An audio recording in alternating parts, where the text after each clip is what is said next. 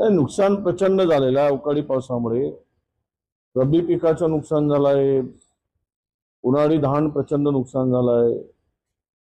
तिकडे उत्तर महाराष्ट्रामध्ये डाळिंबाचं नुकसान झालंय, भाजीपाल्याचं नुकसान झालंय। हे प्रचंड नुकसान होऊन आता हे दुसऱ्यांदा अवकाळी पाऊस आलेला आहे।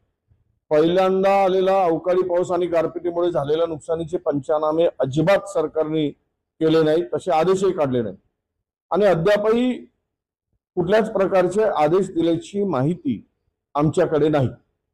म्हणजे सरकारला शेतकऱ्यांच्या संदर्भात सरकारची भूमिका काय आहे? असं दृष्ट सरकार का दुष्टपणे शेतकऱ्याशी का वागतोय सरकार? या सरकारचे शेतकरी दुश्मन असल्यासारखे का वागतायत? आणि तुम्ही पंचनामे करा, तुमची तिजोरीत खळखळाट असेल, उशिरा पैसे द्या, पण पंचनामे तरी करा।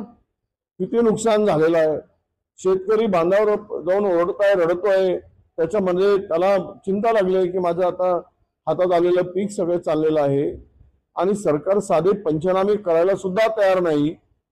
या सरकारला शेतकऱ्याप्रती काही देणं घेणंच नाही, अशी परिस्थिती आता राज्यामध्ये आहे।